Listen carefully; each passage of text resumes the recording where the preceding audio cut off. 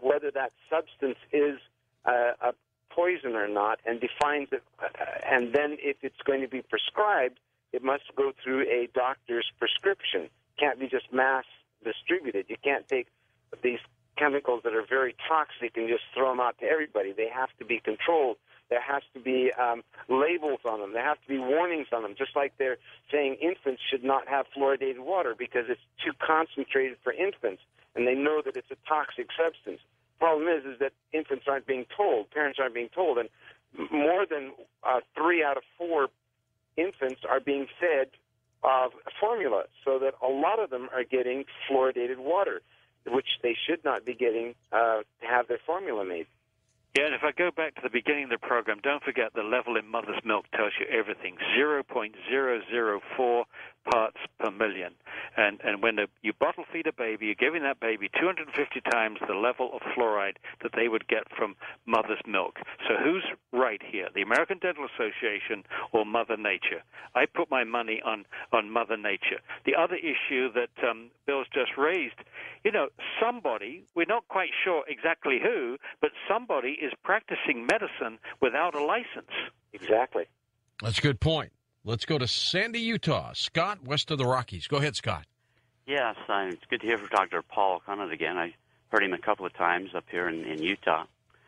One of the points of interest I'd like to point out is that here in Salt Lake County, when they put fluoride on the ballot, they had the people vote on it, and it's usually done with a referendum initiative or a proposition, and that's called democracy when people vote on issues.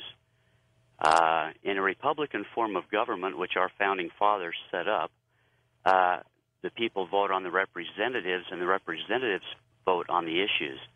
That makes democracy illegal and unconstitutional. So by putting fluoride on the ballot to have the people vote on it is illegal and unconstitutional in the United States of America.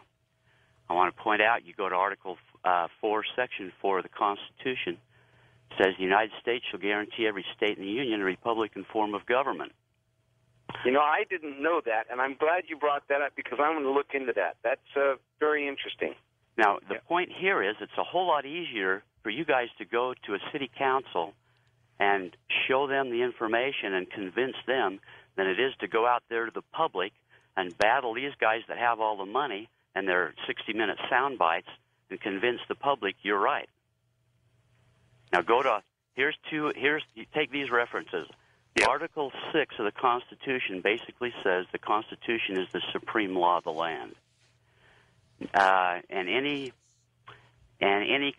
constitution or laws of any state are to the contrary or notwithstanding. That means the Constitution reigns supreme, not these state, county, and city laws. And you look through the Declaration of Independence, look at the Constitution, look at the Bill of Rights. You will not find the word democracy. That's because our founding fathers never set up a democracy.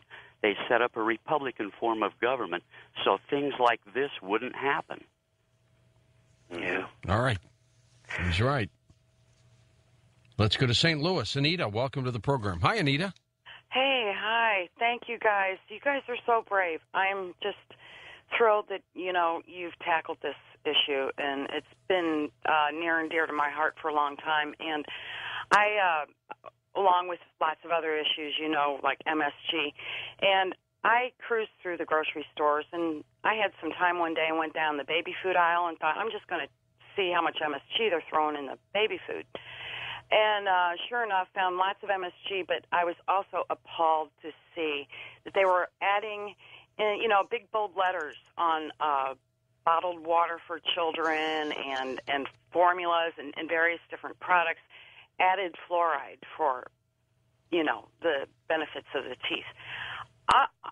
This is just, astounding. But also, I wanted to say that, there's this link that I've read recently to heart disease and chlorine, and then what you guys were saying earlier about fluoride hardening the arteries. I've been using silica, which is something that is present or used to be present naturally occurring in our foods until our soils got so depleted. But I use silica as a detoxifier, and that is supposed to reduce the plaque and the hardening in the arteries. So what I'm thinking is, the Bible promises there's always a cure for anything that ails us. And I'm thinking that possibly there's got to be something out there that can help reverse this. And have you guys ever checked into some of the alternative cures that might be out there?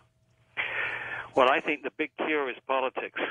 I think we've got to fight fire with fire. This is in for political reasons, not for scientific reasons, and we have to use the politics to get it out. I know that's not the answer that you want. No, it's not.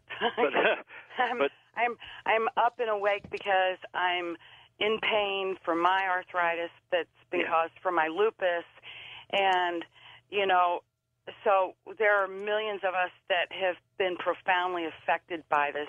Right. Yeah, and so we still need to address trying to fix some of the issues that. Well, the big thing is that unfortunately, fluoride is a negative ion. It's a non-metal. So you don't have the normal chelating agents which have been used so successfully to clean the toxic metals like lead and mercury, arsenic out of the body. You don't have that avenue. I don't know whether it's possible to design the equivalent of chelating agents for fluoride, but that would be certainly a challenge to the pharmaceutical industry to develop that. The good news is if you remove the sources of the fluoride, eventually the bones will clear. The bones are turning over all the time, and eventually you will, reduce the levels in your body. That's exciting. That's exciting. It does take years, I understand. Yeah. Oh, yeah. I may not have years, but okay. Thank you so much. George, can I just point out to people that in addition to our website, I put out bulletins 2 or 3 a week to keep people informed on the victories we're having around the world, the latest science and so on. They're free. And if anybody wants to get the bulletin, just send a message to info, I-N-F-O, at fluoridealert.org. That's the same last, as the website, info at fluoridealert.org. Just put send bulletin, and we'll send it to you. And, of course, you can always unsubscribe. But it doesn't cost anything, and it keeps you up to speed with what's happening around the world. Let's go to Linda now in Delaware. You're up with us. Hi, Linda. Hi, thank you so much for taking my call. Of course. I had a quick comment and then a question. It was funny. It's ironic, actually. Last week I had a specific dream where I was being told that I was drinking toxic tap water.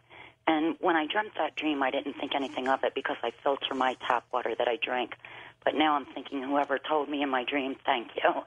The question that I had for you is basically in the same genre that the last several questions have been, and that's with the politicians. And please hear me the way I'm going to ask this to you. I understand that we can send emails to President-elect Obama, but I think that that's kind of like basically not top priority for him. I also heard where you said that some Congress men or women may be interested in what you have to say. But my question to you is, with all of this wonderful, outstanding research that you've done, have you taken all of your research and actually sent it to each member of Congress? And the reason I'm asking you this is Congress recently passed a bill where apparently, even as Americans, when we start to donate clothes from now on, our clothing that we donate is going to have to be tested for lead. So I think what I'm trying to say is, if possible, to get the research to every member of Congress, there may be one or two that open their eyes or perk up, with their ears or whatever, and you may have a better chance instead of, the medical community is so closed with this. You're chipping away at that, and thank you for that. But I'm saying you might have a better chance, or have you even tried sending all of your research? I've walked down those corridors in Washington several times. It's very depressing. All you see is lobbyists. But these are good. This is a very good suggestion, and I think it dovetails beautifully into two things we're doing. One I've mentioned already is the 28-minute composite video of 15 professionals explaining why this is a bad idea.